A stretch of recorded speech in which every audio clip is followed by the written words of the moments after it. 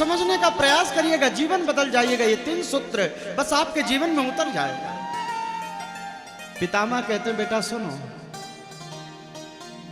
राज धर्मान दान धर्मान मोक्ष धर्मान विभीषे।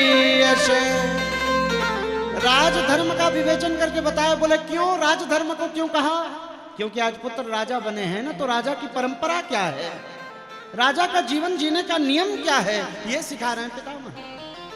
बेटे तुम सम्राट हो भारत के, और तुम्हारा परम कर्तव्य बनता है कि तुम्हारी प्रजा को तुम्हारे रहते जीवन में कोई कष्ट नहीं होना चाहिए।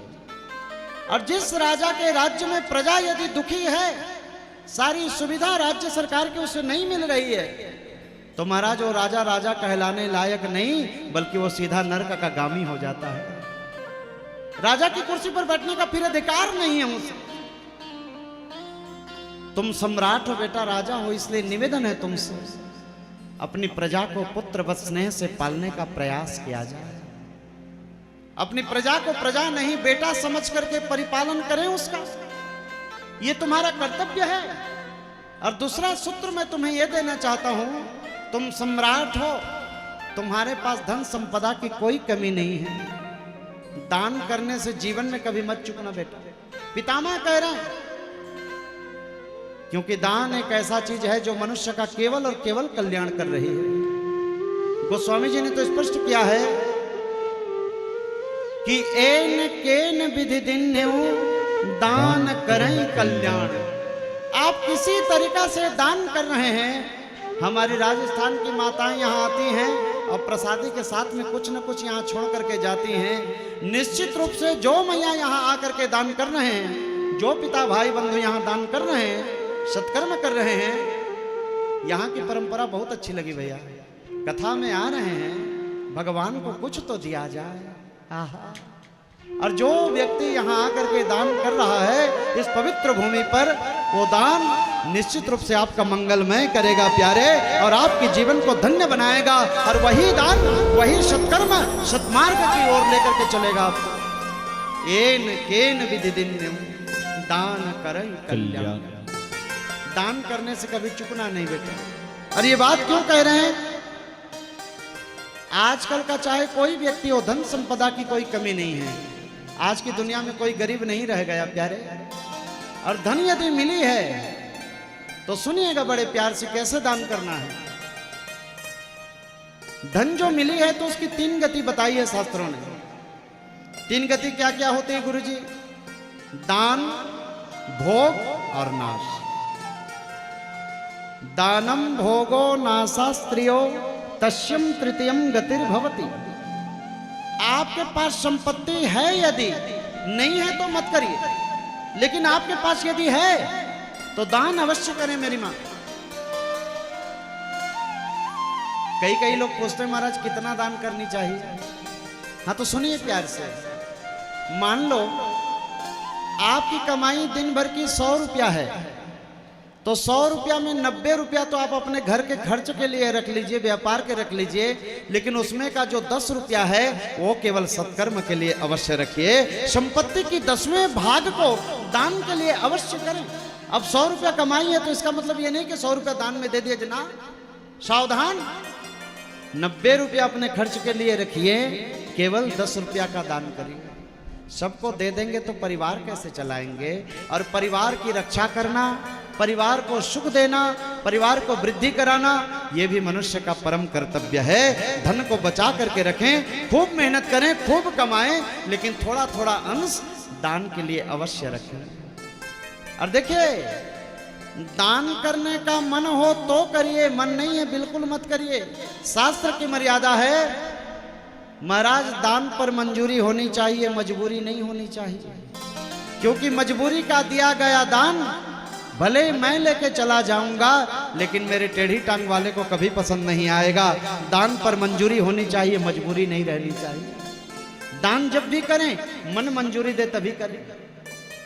समझ में आ रही है बात? अगर आपके पास संपत्ति है तो दान अवश्य करें, और दान करने का मन है तो करिए, मन नहीं है बिल्कुल मत करिए, चले जाइए ऐसे ही। क्या करिए? घर में जाके कम से कम भोगिए उसको, मालिक बनिए उसके। कई लोग क्या करते हैं, धन संपत्ति तो है लेकिन जीना नहीं आता। क्या मतलब है ऐसे संपत्ति का? ठीक से महाराज घर में भोजन भी नहीं बनेगा। मैं तो कहता हूं यदि आपके पास में संपत्ति दी है, भगवान ने कृपा की है, प्रसाद मिली है आपको, अच्छे से महल चकाचक बनवा लीजिए। अगर है तो हर कमरे में एसी लगवाइए, सारे सुखों को भोगिए। और मैं तो कहता हूं एक फॉर्च्यूनर जरूर लेके आ जाइए राजकुमार भैया, है तो। और सारे तीर्थों में जाकर के परिभ्रमण करिए।